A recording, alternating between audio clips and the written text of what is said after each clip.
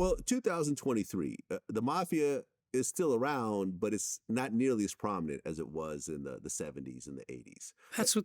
If you were to honestly look at where the mafia is right now in 2023, how would you really explain it? So to simplify it, and again, there's a little more complex nature in the book, but the reality is I compare it to an NFL team. When your left tackle gets injured, they don't play a man down. They replace him with somebody that's not as good. When you look historically of the unions and the industries that the mob controls, and I've spoken with people that are working it, but the way the news media comes across, it's not what it used to be. They're telling me it's like back in the 60s how they're meeting. And it's just, the reality is people are removed from focusing on that crime because it exists. It continues to exist. And it's just allowing an organization to, again, regain a power to a point where you're now, okay, who are the players? Who are the primary players?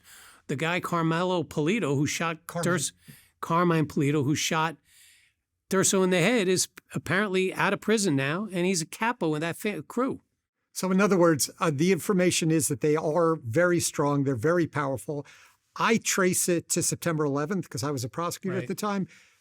Prior to September 11th, organized crime, La Cosa Nostra, was the number one priority of the United States Department of Justice from a criminal priority. Beginning September 11th, it transitioned to international terrorism. Agents were pulled off.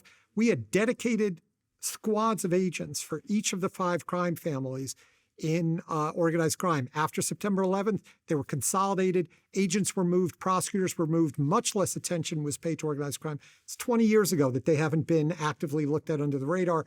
And as Mike said, the feeling is it's like the 60s again, which is not good news for the rest of society.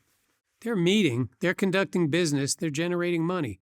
And the reality is, why would they walk away from that? It's just, okay, who do we groom to basically go collect? Right, but crime is a lot harder to pull off in 2023 than 1983. There's cameras everywhere. There's cell phones everywhere. You could triangulate cell phone positions to put you in a certain place.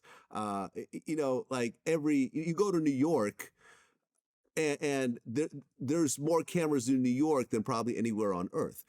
And, transactions are now more easily tracked, and it's really harder to, you can't get a fake passport easily like you could in the 70s. Yeah, but it goes in both directions, right? Because now there are secret ways of communicating that even law enforcement can't get into. And there's things like Bitcoin and cryptocurrency where you can't follow transactions. So I think it's a tool which goes in both directions. And again, it's generating money. How do they generate money, right?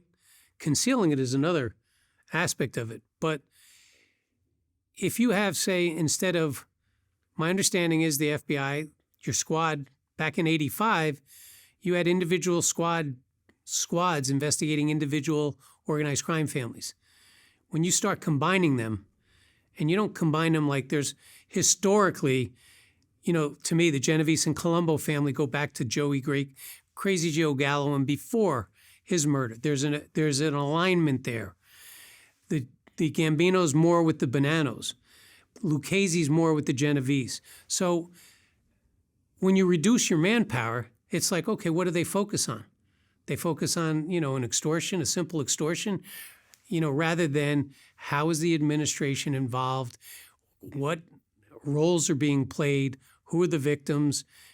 It takes time. And if you don't have a prosecutor interested in it because they're interested in other aspects, it's very difficult. A prosecutor, usually a U.S. attorney, their window of time as a prosecutor, it's not a career prosecutor in New York, maybe in other parts of the country. But in New York, you've got a 2 to 5 year, maybe 7 year window. He's got multiple people pitching him investigations.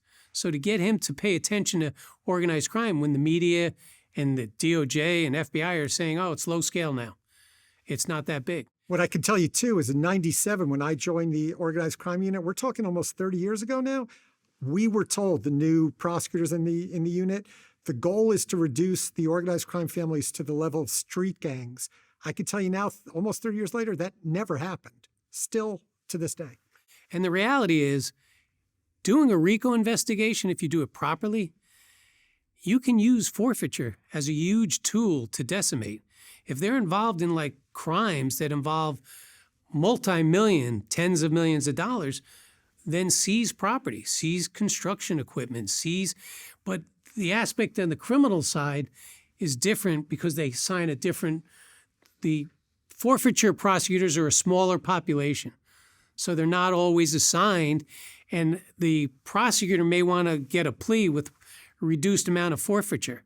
My impression is when they got assets and you got a huge loss, Go after it. go to trial, take the assets, because that will discourage others. If you can picture being a contractor saying, I lost everything, why would some other contractor want to get involved in that type of, but for the fact that they're assisting them in bid rigging. But if you're losing it all in 5 to 7 years, that changes the picture.